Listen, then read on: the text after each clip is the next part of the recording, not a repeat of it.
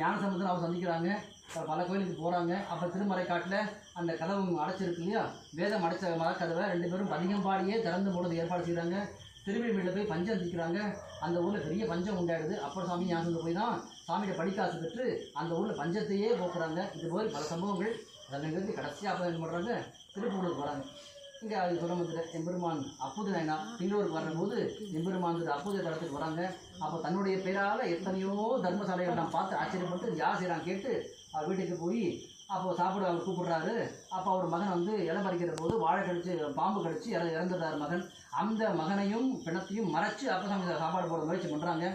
அப்பசாமி தெரிஞ்சு போயிடுது. அது உடனே அந்த மகனை கூட்டிகிட்டு போய் அந்த கோயிலை வச்சு பதிகம் பாடுறார். 1 குலாம் பதிகம் பண்ணோடனே மகன் உயிர் பெற்று எழுந்து வர்றார். அவருக்கு ஆசிரியர் வந்து கிளம்புறார் அங்கேருந்து. அதுக்கப்புறம் கடைசியாக திருப்புகலூர் என்ற தளத்துக்கு அப்பசாமி வருகின்றார். அந்த தளத்தில் அப்போ ஞானிகளுக்கு தெரிஞ்சிடும், இதான் அவங்களுடைய கடைசி காலம் தெரிஞ்சிடும்.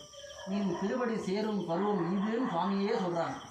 சாமி வாழ்ந்தது போதும், நான் உங்கள் தொழில் வரணும்னு ஆசைப்பட்றேன் அப்படின்னு சொல்லி திருப்பூரில் போய் எனக்கு கொண்டு செய்கிறார் சுவாமி.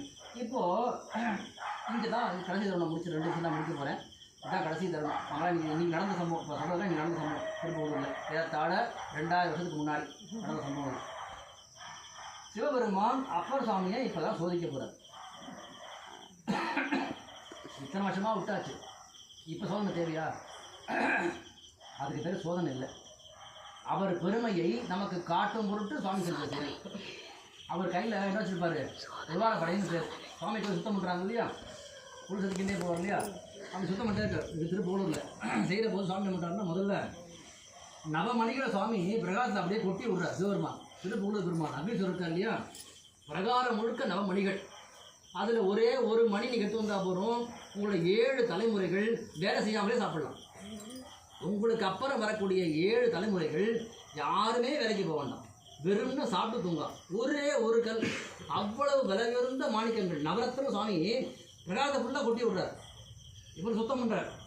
அந்த மணிகள்லாம் ஓடி வருது. என்ன பண்ணுறாரு, குப்பையோட குப்பையாக அந்த மணியும் சேர்த்து வாயில் எழுதிட்டார். அப்படி அப்போ சாமி ஓடும் செம்பொண்ணும் ஒக்கவே நோக்குவார். அவங்க தங்கமும் ஒன்று தான், ஓடும் ஒன்று தான், ஒரு வித்தியாசமும் தெரியல அப்போ சாமிக்கு. அப்படியே உடம்படி அள்ளி பக்கத்தில் வாவி குளம் இருக்குது, அதை எரிஞ்சார் சுவாமி.